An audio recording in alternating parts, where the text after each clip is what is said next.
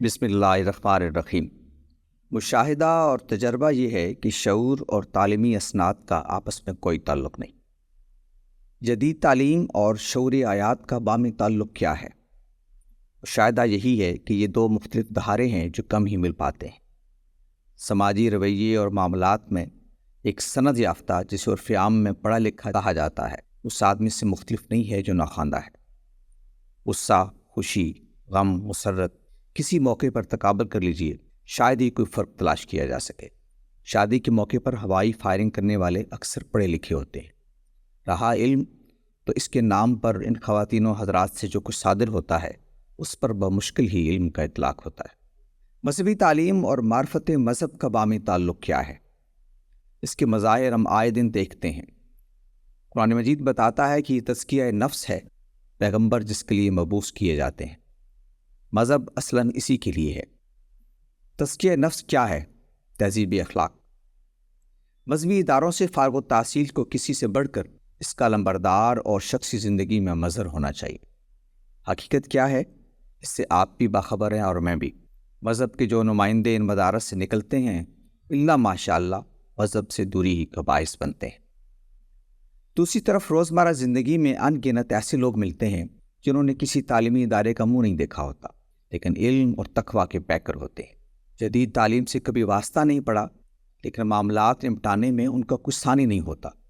پیچیدہ عقدے بیٹھے بٹھائے حل کر دیتے ہیں۔ گاؤں میں بارہا دیکھا کہ لوگوں کے باہمی تعلقات اتنے بگڑ گئے کہ بندوقیں نکل آئیں۔ معاملات ان کے ہاتھ میں آئے جنہیں سیانے کہتے ہیں تو یوں لگا جیسے کسی نے جلدی پر پانی ڈال دیا۔ یہ معاملہ صرف اس طبقے کے ساتھ خاص نہیں ہے جو پاکستان کے تعلیمی اداروں میں پڑھے۔ جو باہر سے سند لے کر آتے ہیں یا وہیں رہ رہے ہیں ان کے فہم و فراست کا معاملہ بھی یہی ہے۔ قومی سیاست کے حوالے سے پچھلے چند برسوں میں ایسے مظاہر دیکھنے اور سننے کو ملے کہ بارہا کانوں کو ہاتھ لگایا، اب تو ہاتھ بھی تھک گئے۔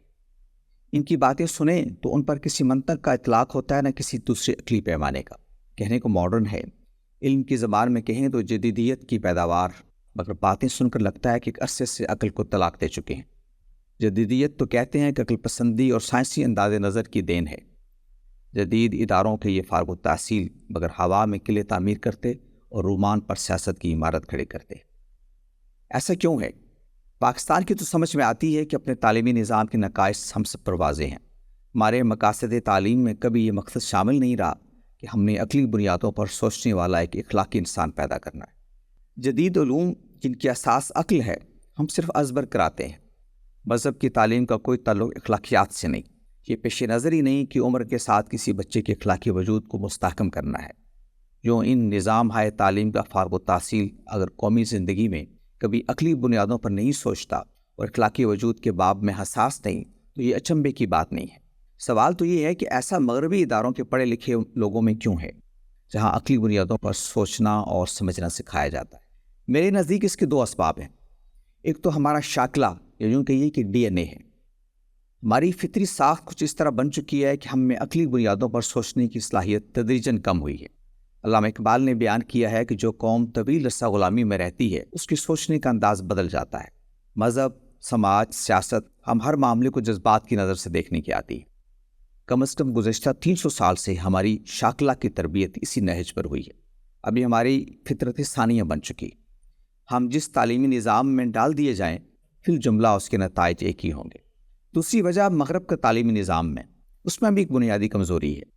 19ویں صدی میں جب علم کی شعبہ جاتی تقسیم کا تصور سامنے آیا اور علوم کی تشکیل نو ہوئی تو تخصص اسپیشلائزیشن کا حصول تعلیم کا مطمع نظر ٹھہرا۔ تخصص کے لیے ضروری سمجھا گیا کہ صرف اس شعبے کے علم تک محدود رہا جائے جس میں آپ تخصص چاہتے ہیں۔ اس طرح وحدت علم کا تصور کمزور ہوا اور علم کے دوسرے شعبوں سے بے اعتنائی نے زندگی کے ادھورے تصور کو فروغ دیا۔ تخصص علم کی ایک ناگزیر ضرورت ہے لیکن اس کا یہ مطلب ہرگز نہیں ہونا چاہیے کہ علم کے دوسرے شعبوں سے آدمی بے خبری ہو جائے، بالخصوص وہ علوم جن کا تعلق معاشرت اور آداب معاشرت کے ساتھ ہے۔ مغرب میں اس کی کمی اس طرح پوری کی گئی کہ مختلف شعبوں کے ماہرین کو ایک چھت تلے جمع کر دیا جاتا ہے اور جو زندگی میں وحدت پیدا کی جاتی ہے۔ اس طرح مکمل تلافی ممکن نہیں۔ نظام میں تو کسی حد تک اس کا تدارک ہو جاتا ہے مگر فرد میں جو کمی رہ جاتی ہے وہ تا دم آخر اس کے ساتھ رہتی ہے۔ اس کا ایک مظہر ہمارے وہ ماہرین ہیں جو مغرب میں پڑھے ہیں مگر سماج اور زندگی کی ہمجہتی سے ناواقف ہیں۔ علم کو جب طبی یعنی نیچرل اور سماجی یعنی سوشل علوم میں تقسیم کیا گیا تو اس نے دو ایسے طبقات کو جنم دیا جو مختلف سیاروں کی مخلوق دکھائی دیتے ہیں۔ ایک طرف فزکس میں کمال حاصل ہوگا اور دوسری طرف اس بات کی بھی خبر نہیں ہوگی کہ ملک کا وزیر اعظم کون ہے۔ سسٹم تو یہ ہوا کہ یہ طبقہ سیاست و معاشرت پر اپنی سطحی اور مصنوعی معلومات کے ساتھ خود کو ان امور کا ماہر سمجھ بیٹھا اور یہ گمان کیا کہ اس نے سارے عمل کی حقیقت کو جان لیا ہے، لہٰذا اب اس کی بات کو حتمی سمجھا جائے۔ اس نے جس کو کرپٹ مان لیا اس کو کرپٹ نہ ماننا کرپٹ ہونے کی دلیل ہے۔ واقعات نے کچھ ایسا روح اختیار کیا کہ یہ طبقہ حالات پر فیصلہ کن انداز میں اثر انداز ہونے کے قابل ہو گیا۔ جو آدمی رسمی تعلیم سے دور ہے مگر زندگی کو کھلی آنکھوں سے دیکھ رہا ہے، اس کا ذریعہ علم اس کا مشاہدہ اور تجربہ ہے۔ وہ کسی نظام تعلیم کی متعین حدود کا پابند نہیں ہے۔ جب وہ زندگی کو سمجھتا ہے تو اس کا علم فطرت سے قریب تر ہوتا ہے۔ اس کے پاس معروف معنوں میں تعلیم نہیں ہوتی مگر شعور ہوتا ہے۔ یہ شعور اسے اس قابل بناتا ہے کہ سماج کی گتھیوں کو بہتر انداز میں سلجھا سکے۔ آج ضرورت ہے کہ تعلیم کو شعور سے جوڑا جائے۔ شعور تفہیم زندگی کی ایک داخلی صلاحیت ہے۔